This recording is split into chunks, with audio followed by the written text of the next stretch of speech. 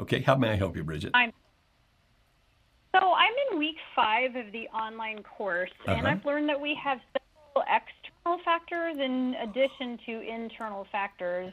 And I have concerns that the odds are so overwhelmingly against us. He has moved out, and he's living with his married limerent other at least part-time.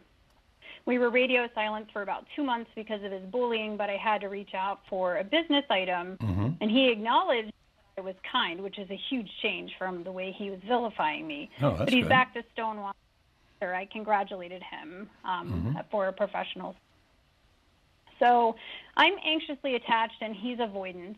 I think, for simplicity, I'll call it a midlife crisis. He's been in for between 4 and 10 years, and limerence for at least a year, potentially 1.5 years or more.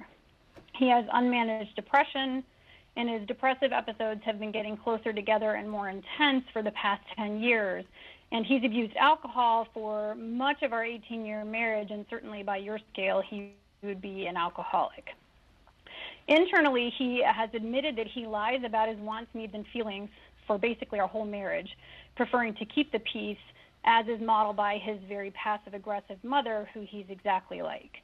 He gets upset or offended by things I do, and instead of addressing them directly, he takes revenge on me covertly through emotional and now physical affairs, stonewalling, withholding, ignoring my bids for connection, abusive behavior, secret drinking, secret spending, covert put-downs, and even acts of sabotage. So he's unwilling to take any responsibility for the problems in the relationship, and he's deferred all that responsibility to me for our entire marriage as far as I can tell. So I've also been emotionally, psychologically, and verbally abused intermittently by him for over 10 years with increasing frequency and intensity, especially since limerence started. But much of it did take place intermittently before that, and he wasn't like this when we married, and we were friends for 7 years before that. So I want to save the marriage, but he places all on me and takes so far no ownership for his covert aggression, abuse, cheating, lying, secret spending, any of it. I see. Bridget, let me ask you a question. Are you a counselor or a therapist? I'm not. I've been doing a whole lot of work and learning. I'm seeing a therapist. I did consult an abuse hotline because I thought maybe what happened to me wasn't abuse, and they confirmed that it is. Mm-hmm. So I've been learning. So how did you learn about attachment styles? So actually, Brianna McWilliam on YouTube had some really interesting materials about attachment styles. So I started my research there, and I just started learning about it. I know I'm anxiously attached. Okay. And he's avoidant. Right. Just a little word of warning. You sound like an extremely intelligent person, and you have been reading and learning a whole lot of things, right? A whole lot of things. Yes. Your vocabulary is above average. Curiously, were you reading? Had you written that down, and were you reading it to me? I did, and the reason I did is because I wanted to fit it all in as efficiently as possible. And you did, and you read it very well. I think most people would not be able to tell that you were reading, but your vocabulary is very good. You read extremely well. You come across to me as an extremely intelligent human being. So let me give you just a little bit of a warning there about that, because you are so bright. You know, sometimes you've heard the old phrase, I know you have, that a little knowledge can be a dangerous thing, right? Yes, and Okay. that's partly something I'm afraid of. I'm sorry, you broke up there. I didn't hear that. That's something that I'm afraid of. I don't want to misread something where there isn't something. Right, and it can be easy to do that, particularly with all the information that's available out there. You know, all of my friends who are physicians told me that when they first started med school and started reading the medical books, they all thought they had all the diseases. Like, oh my goodness, I have these symptoms, I have these. And so it's easy to get enough information to make the wrong diagnosis, if you will. Now, I'm not saying you are making the wrong diagnosis. Please don't misunderstand. I'm impressed with your intelligence. I really, really am. Just be careful that you don't think you know more than you do. And I don't mean that as a put down, not at all. I think you're smart enough that I can tell you that, and you know what I mean. Am I right? Indeed, and that's something that I'm very conscious of, is that I don't want to misunderstand. So I'm trying to be very conscientious about what I think that I'm. and analyze it. Okay, very good. Now, you told me that he's living part-time with a married woman. Is that what I heard earlier? He has his own apartment, but he has not been living here at home since October. And I'm pretty sure that she lives there with him, at least part-time. But he's still lying and saying there is no affair, but I have proof that there is. He just doesn't know I have proof. Okay. And so why do you want this guy back? That's an excellent question, and I've been thinking about that. I actually really love the person that I married, and part of me believes that he's still in there somewhere. Good. But part of me is afraid that with the stuff that I'm reading about the things that he does intentionally to actually sabotage me and the things that he's done that are so covertly abusive, I'm afraid. Have you worked with couples who dealt with this, and how do they, if he won't even be accountable for what is outright abusive behavior, and he won't change, like he said, you should be glad I'm divorcing you so you won't be abused anymore. And I said, well, there's another option. You can treat me like a healthy human being. And he just isn't accountable, and I don't know. Right. But right now, he doesn't want to come home. Right now, he wants to go off and do whatever it is that he's doing, correct? Yes. And part of it's lifestyle, and part of it's this other woman, and part of it's all the other stuff I mentioned.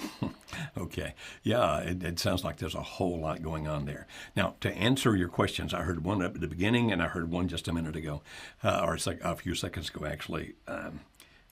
There is a possibility. Well, first of all, yes, I have worked, and we in our organization have worked with couples in situations very similar to this.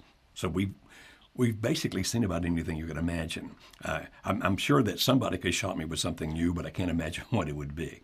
So yes, we have seen these kind of situations. Have we seen these situations work out where they could put the marriage back together and be happy again? Yes, we have seen that too.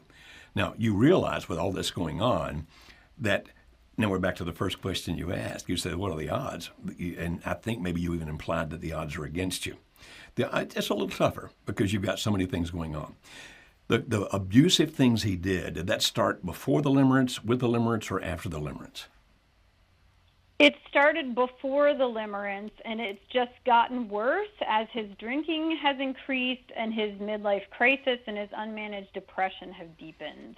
Okay. And when the limerence started, it just went off the scales and turned into outright acts of sabotage and blatant abuse. What happened? What happened just before that?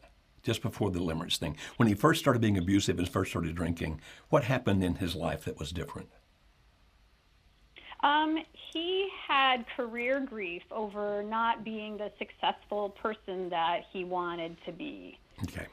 So that's the problem. Okay, and that's about the time that all this stuff started. Is that correct? I would say that his drinking increased and his depression increased, and he has mentioned some things about the grief of that and aspects of that. That's really kind of, I think, the foundation of this quote-unquote midlife crisis is that grief. Yeah, as a matter of fact, I don't even subscribe to the term or phrase midlife crisis. I actually call it grief. It's when people are going through a grief process, either something they had that they lost or something they expected to have that they've now lost, and that they've come to realize, I'm never going to have that. And so what most people call a midlife crisis, I actually refer to as a grief process. And that's what it sounds to me like. Obviously, I don't know your husband. I'm going off only what you said, but you're actually pretty astute here. And going off what you say, it surely sounds like the man's been in grief. And grief can lead people to do some really stupid things and some really hurtful things to other people. It's like the way that I somehow alleviate my hurt is by hurting somebody else. Now, I don't think they actually process it that way, but that's kind of what happens. Right. I'm going to do this, this, and this, and I'm going to be mean to other people, etc. Again, not processing it, just part of what happens. And somehow, in some weird sort of way, it helps them a little bit, not completely by any means, a little bit deal with their own grief by imposing grief on other people. And then in that state, if a person comes along who appears to be, for lack of a better phrase, a savior, the person's not. But the person comes along appearing to be the ideal. Oh, wow, this woman has walked in my world. She evokes emotions within me that I haven't felt for a long time, maybe think I've never felt them at all. then latching onto that person is pretty typical. And so what you're describing, we've seen a lot. Have we seen people get through it? Yes, we have. Now, my understanding is that you are in our online course, and you said that earlier in week 5. Is that what you said? Yeah, I just started week 5. Week 4 was really difficult, and I'm still kind of working on it. I'm sorry that it's not a happy course, but it's okay. I'm sorry. It's very enlightening. And that's what we hope It's very it is. enlightening. Good. It was what we hope it to be. I wish it were just a happy course, but it's dealing with real life, and real life sometimes can be really tough. So in answer to your question, yes, I think there is hope for you. Obviously, I cannot tell you for sure that there is. At some point in some way, something needs to happen within him to where he starts realizing, I need to do something differently now. And if you can keep doing the things we talk about in the course, that is a possible path to make that happen. I wish I could guarantee it, but I can't. But that's the possible path to make that happen. And so if you're asking to say, is there any hope? My answer is, in my professional opinion, there is. It's not overwhelming hope, but it's there. It's not gone. It's not dead. That's good. I was afraid with the abusive component that maybe there wasn't any. Well, if the abuse had been a lifelong thing, I'd be looking at it differently. But what you told me just a few minutes ago was it started with something that occurred in his life. And when that happens, typically it means it is circumstantial, okay? Which means that at some point it can be overdone past it. There's a possibility, okay? That's a great relief to hear. Okay. I hope it works out for you. I really do. And you are just super smart, young lady. I'm very impressed with you.